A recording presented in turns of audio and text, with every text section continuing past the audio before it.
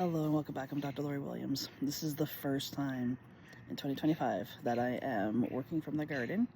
Definitely will not be the last. This has been, I've been waiting for the weather to become nice that I can actually work from the garden again. It's literally my favorite time of the year, my favorite place to work. Today I want to talk to you about change. Now, I've done videos before on change, and I just decided that I wanted to do a video about change in regards to how we can face it. Different people face it differently. Even the same person can face change in many different ways. And at the end of the day, if you find yourself in a very in a life-changing situation, it's going to be up to you on which way you decide to go. Which do you want to embrace change, or are you going to resist it? Now, resisting change tends to lead to stagnation. The fear of change is, unfortunately, leads to those feelings of being stuck. And many times I have clients come to me is telling me that they feel stuck. They don't know, which way to turn. And the only reason that they're feeling stuck is because they're resisting the change that's in front of them. Now, I want to give you an example of, different ways that you can deal with change. So there's person A and person B. So person A, both of these people are both facing a massive life change. It involves a move. It involves the ending of long-term relationships. It comes down to their entire life as they knew it has changed for whatever reason. Now, person A is the person who is just going for it. This person A, does not know where the road they're on is going to lead them, but they, are equal parts worried and excited, fearful and excited, and they're just going for it. They're just doing the things and taking the steps that they need to take in order to get to wherever it is they're going. Like I said, the destination is not known to either one of these people, but the person A is definitely embracing it and just going for it, even though the fear is there. Even though the harsh feelings come up, the grief comes up, because let's face it, when you go through a massive life change, there is a certain amount of grief that comes from changing the things that we got comfortable with and changing the things that we know.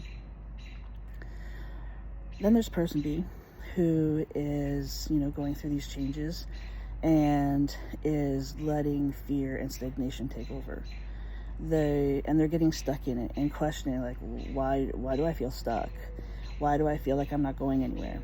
And the truth of it is because person B is resisting the change. The more you resist it, it's like you're putting it into the universe and saying, hey, I don't want this change. So the universe is like, okay, you either make the change or you stay exactly where you are, which is going to make you feel stuck. So person B is really fighting the change, is really setting into fear, is really allowing themselves to just stay in the mindset of, what if everything goes wrong? What if the house that I moved to isn't a good house? What if the community isn't a good community? What if? What if I can't make it on my own? What if? But person A isn't doing that. Person A is saying, you know what? I may not be able to make this on my own, but I'm very capable of figuring it out.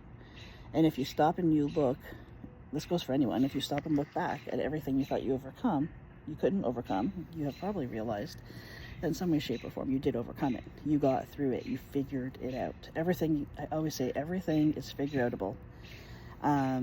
It's just literally how much we want to invest in ourselves, into figuring it out for ourselves.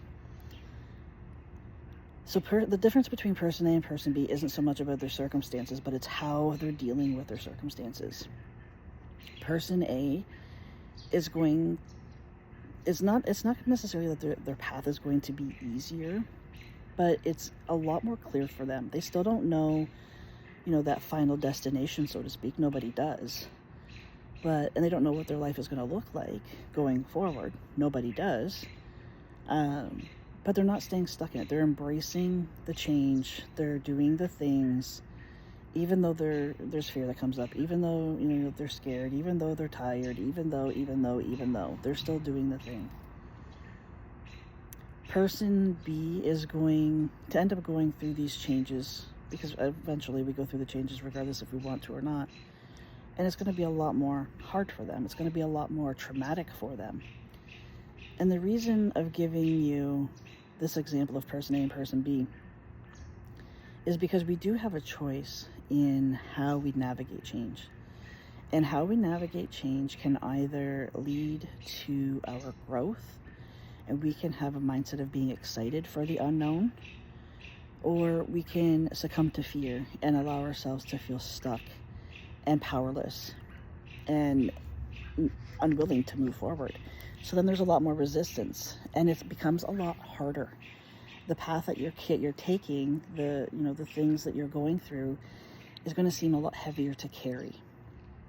Now, another aspect of this too, and why I personally would always try to support, becoming person A and trying to find the excitement in the change, is you don't want to have it be like, number one, you don't want your path to feel heavier than it needs to be. Number two, you don't want to get stuck in the fear of things, because everything could go wrong, but guess what? Everything could go right.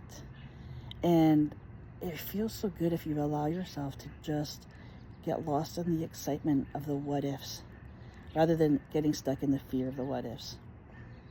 Change is going to happen. Change is inevitable. Whether you go through it kicking and screaming, or you go through it as gracefully as possible, that's where your power is. That's where your choice is.